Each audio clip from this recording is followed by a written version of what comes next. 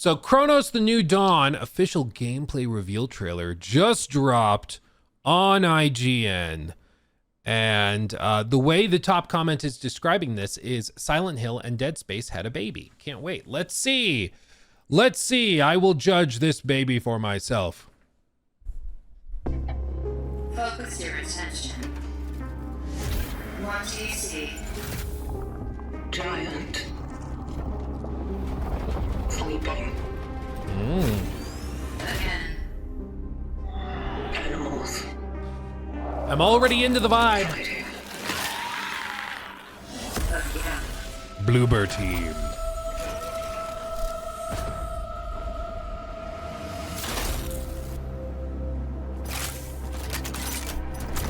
Yeah, I see the Dead Space. I can see that.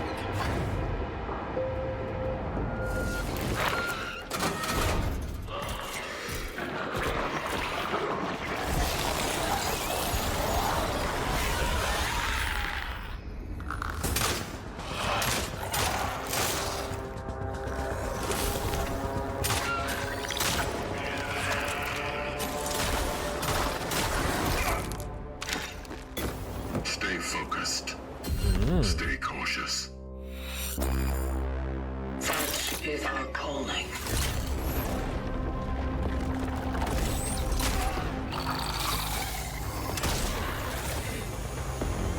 Oh, that. Okay, that's trippy.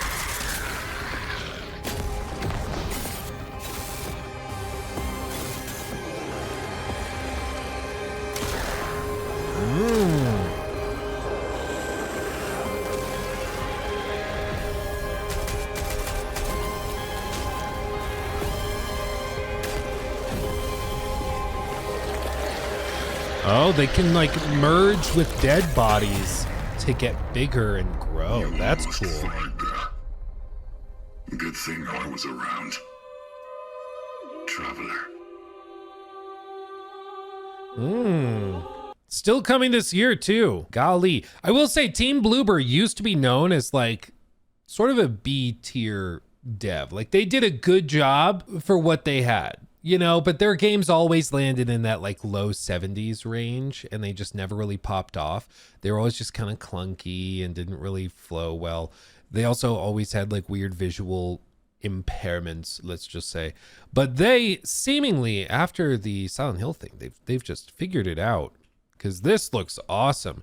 I also love the idea of, I wonder how you deal with it, but like this guy dies, falls to the ground, and then other, you know, monsters come and can like merge with them to grow bigger and stronger and upgrade to like the brute class or the whatever classes are above those. And I like that. I like that idea. I think that's interesting.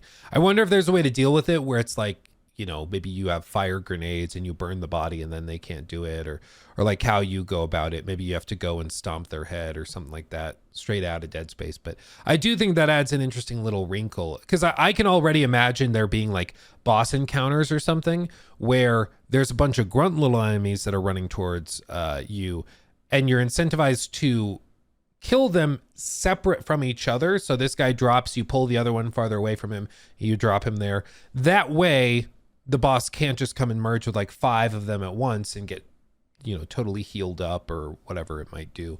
So there's all sorts of interesting little gameplay things you could do with that concept as well. I like that. I mean, other than that, just based on the gameplay footage I'm seeing, it does look like, you know, we have some platforming type of stuff, this trippy, like, yeah, this right here. This thing, this seems interesting. The like reverse gravity field, Gravitron, that seems interesting. Like you could have some trippy environments like that. But more than anything, it seems like it's going to be a third-person shooter, which is fine.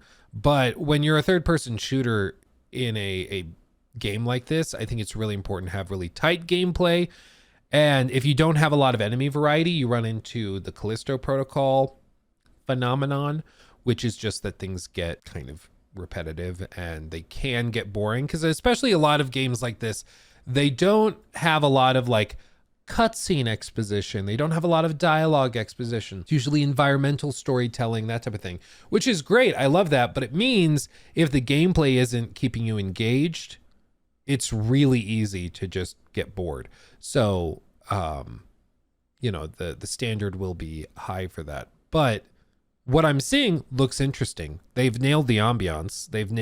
Yeah, look at that. It's graphically really, really solid. And it seems way less clunky than previous Team Bloober projects. So I'm intrigued, but I would keep an eye on like enemy variety and stuff like that. I think that's going to make or break it. But I like what I'm seeing. It seems to have potential. Interesting. Thank you, Burn Bread, for the membership. Thank you. Lucio Carva. I need a story trailer to see if it's worthy. Story trailer would be nice. It might also just be one of those things where they're like, ooh, it's a mystery. You've got to save your other shipmates or whatever it is, Does anyone know what Zaraza means? Oh, it means infection in Russian. Disease or infection or plague or something like that. Okay. That makes sense, if that's what that is. Because it definitely seems like something's going around. I'll tell you that much. I think also one of the things I like about this style of game, at least as it is captured here, is the fact that there's no abundance in the UI. It's one thing that drives me crazy with a lot of modern games is they just have you have the mini map over here, you have your health bars over here, you have your stamina points up here, your skill points are also displayed up here, and then you have your ability wheel right here. It drives me crazy. Whereas one thing I love about Dead Space is that on the back of the backpack or the suit, you have an indication of the player character's health. You don't need tons of UI. There's an actual word for it. Does anyone in chat know the word? I forget. There's a term, diegetic. That's it.